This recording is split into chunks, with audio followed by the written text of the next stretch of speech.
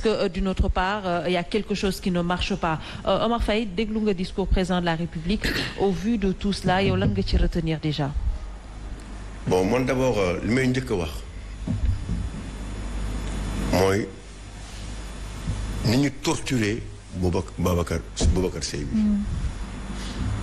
Il a été torturé et il a été humilié. Je vois des Sénégalais qui n'ont absolument rien fait pour le Sénégal. Ñu def ay ambassadeurs itinéraires. ñu nekk fii di fayeeku seeni jabar di fayeeku.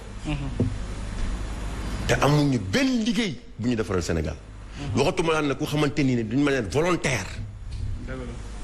mooy jóg di xeex ngir les Sénégalais qui sont à l'extérieur. et que Macky n'oublie pas que li tax nit ñi sentir ne kii mooy nekk président de la République diaspora bi moo ko may. donc tey waroon na mën a delloo njukkal ak diaspora bi en dehors de député yi la ñu jël nga xamante nii ne tukkeeg dem ñëwaat rek amuñu benn njariñ ñi nga xamante ne mooy les Sénégalais de diaspora mu delloo ko njukkal kii honoré ko que mu toog di ko humilier ñu koy mettre dans ces conditions là et là ça mérite une plainte pour non assistance à une personne bu xamante ne avec tout ce qu'il a fait comme ce que Amnesty International a fait en demandant à ce que ñu ouvrir une enquête sur les émeutes qui ont eu lieu tout récemment noonu la ñu war a mën a ubbi enquête pour lui et ça c'est pas à lui de le faire c'est aux Sénégalais tant ceux qui sont là et ceux qui sont au niveau de la diaspora qui doivent le faire pour vous te loolu métti na Sénégalais yi te lépp liñ ci war a def aussi incha allahu rabbi Sénégalais bi dinañ ànd taxaw ko defal la ko parce que mérité nga ko parce que métti nañu vraiment très franchement maintenant président depuis 2012 ba léegi maa ngi doon gis Macky Sall waxee nii 2012 ba léegi maa ngi mos a gis Macky Sall waxee nii ñëpp a waat jommi nag.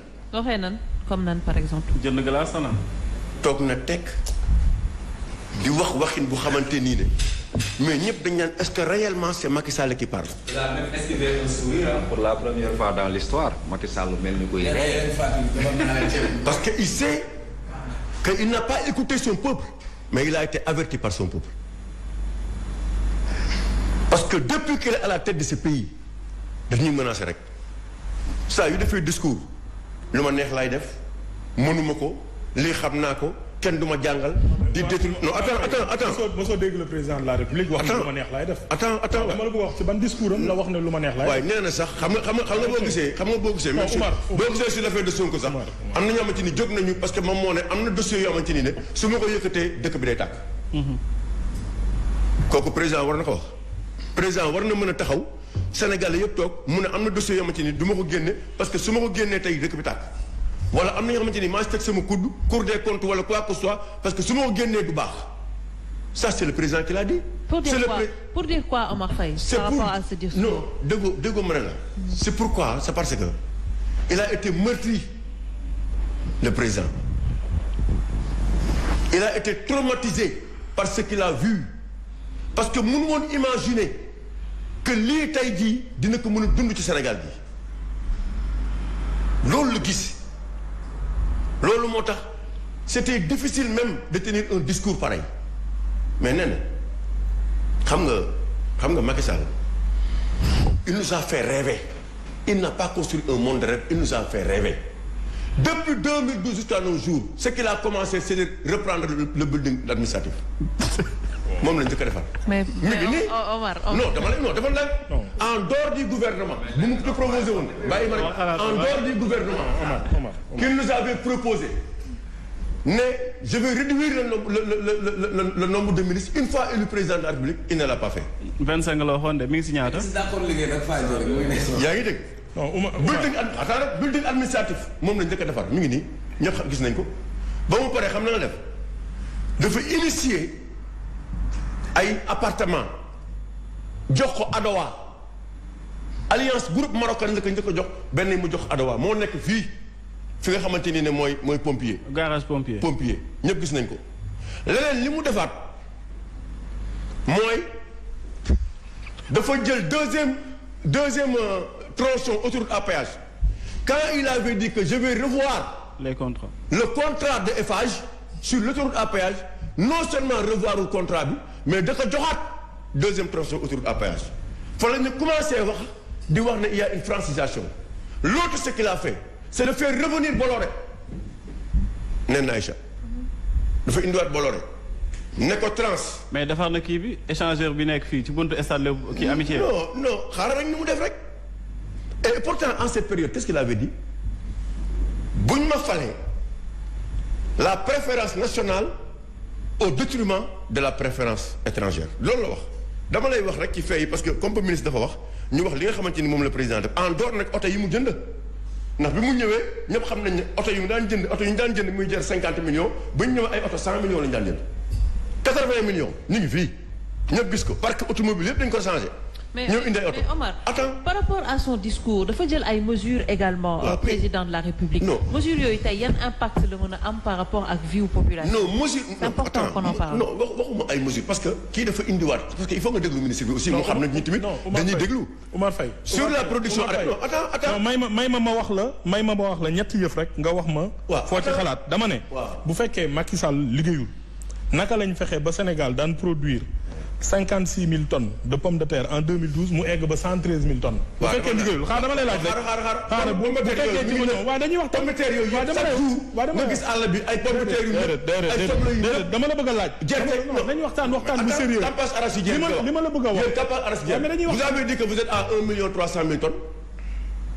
Aujourd'hui, la Sonacos ne peut même pas avoir 4 000 tonnes. Mais c'est parce que le marché, c'est pas seulement la Sonacos. waaw donc xam nga yéen a ngi sur les chiffres. non dama la bëgg a wax vous êtes en train de commettre. non dama la bëgg a wax ne tey jii. vous êtes en train de tromper les Sénégalais sur des chiffres. non.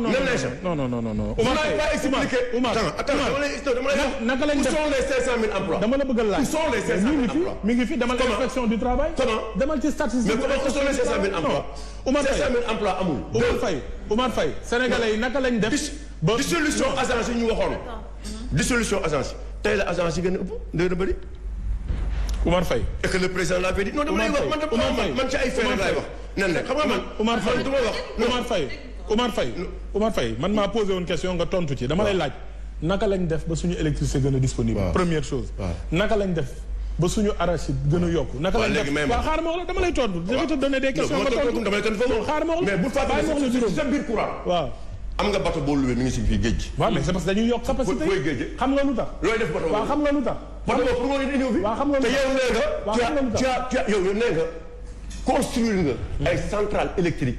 à hauteur de 1200 mégawatts. waaw mais xam nga lu tax. waaw anañu. mais xam nga lu tax. xam nga tabax kër ba pare te yow nit ñi mënuñu fa dëkk ban sens la am. ban njariñ. waaw mais xam nga lu tax. mais xam nga lu tax mais xam nga lu tax. parce que nawet bi consommation électricité dafa yéeg dafa am ay centrales yoo xamante ne âge bi ñu am yu état Sénégal am dañu war a noppalu ci nawet bi ndax question de surpuissance dafa am production ba pare am puissance ni nga koy attanee ci production bi dafa mel ni footballeur bu mën football xaaral xam nga dañuy waxtaan lu sérieux Oumar xam nga man dama la respecté xam nga man aussi damay wax xam nga dama lay wax dara dafa mel ni tey nga ne ma footballeur bi nga jël Barcelone muy football saison bi yëpp lu tax banc de touche bi nga yokkaat ci 5 attaquants mais c'est parce que quelquefois da ngay football 3 fois par semaine. waaw léegi yow noo mën a jëlee yow Akili prenons le cas de Akili xam nga yaa ngi wax ay formation dafa nang waaw léegi yow noo mën a jëlee un Sénégalais ñëpp taxaw fii attaqué Akili dëgg la wala amul sur les compteurs intelligents. nga dem indi ay israélien foo ko teg yow. yan israélien ñan israélien ñi defar compteurs yi ñan la. non faut arrêter. ñan la. je te donne un exemple. mais ñan ñooy defar compteurs yi fii. compteur amatul sax. xam nga vous avez écarté un Sénégalais tey. compteur amul sax pour amener des israéliens. xam nga tey Oumar xam nga tey. Oumar tey on est au mois de mars. il y a une semaine Sénégal am na fi ay émeutes am na fi ay événements yu douloureux yoo xamante ni ñun ñëpp bu ñu amee responsabilité. bu ñu ci jógee ni ko doyen Boubacar waxee léegi dañu war a nekk ci li nga xamante ne moom mooy responsabilité. man defe naa Aïcha bi may invité daf ma ne dama bëgg ñu wax des sorties de crise xool Sénégal fan lañ ko war a teg. état bu fekkee dafa am loo xam ne manquement la ci liggéeyam mu gën ci taxaw. mosuñoo wax ne Sénégal y a de l'emploi à gogo non. xam nañ population bi ni mu toll li tax ñu ñëw ne premier mandat 500 000 emplois deuxième mandat 1 million d'emplois parce que xam nañ tamit lu suñu économie attan. deuxième chose dañuy waxtaan bu ma paree di nga jël parole bi vous avez la latitude de parler. deuxième chose àdduna yemul ci mois de mars bi kese dañu war a toppatoo ndaw yi.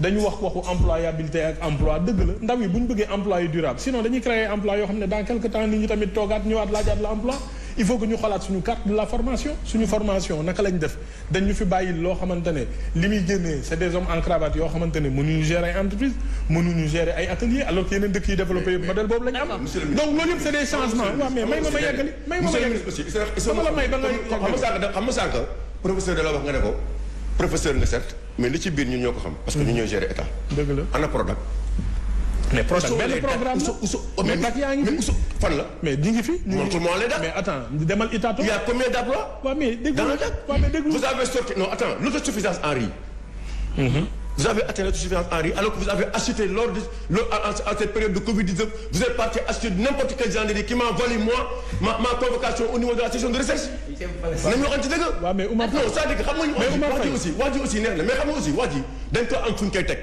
vous avez sorti combien de milliards pour parler de l'autosuffisance en riz ñëw na léegi Sénégalais yi sax jaratul ñu dem extérieur di jëndi léegi ceeb bi bëri na fii Oumar Faye est-ce que tey fan lañ toll Oumar Faye non dañuy waxtaan fan lañ toll Oumar Faye Sénégal dafa am partie wu riz bu ñuy importer ak partie wu riz boo xamante ne dañ koy produire localement Oumar Faye année bi xoolal Sénégal ñaata la produire ceeb bi nit ñaa ngi koy jënd ci àll bi ñi ñaa ngi koy jënd ci frontière yi monsieur le ministre xam nga la mooy son problème c'est-à-dire dafa am lu c'est-à-dire gis nga waaw c'est-à-dire dafa am lu ma bëgg a wax gis nga réew nguur yërmande mooñ koy gérer ak déglu xam li nit ñi di wax mais kenn du ko gérer ci situation boo xamante ni ne nit ñi dañuy nekk fii di def du saupoudrage donc nous on a un régime qui fait du saupoudrage c'est-à-dire dañuy def du yëngal taf yëngal la ñuy def c'est-à-dire que dara lañu fi def loo xamante ni ne dañ ko réfléchir c'est comme ce qui se passe aujourd'hui et on va discuter sur ça sur Diamniadio qui ne constitue pas aucune opportunité tey yaa ngi wax ci terre bi yow amoo sax train mais na nga mën a jëndee ay karkat te yow amoo oto yomante ni sax nit ñi mën nañ ci yëg dem fa ñu bëgg a dem Omar Faye, Cheikh Omar également donc ñu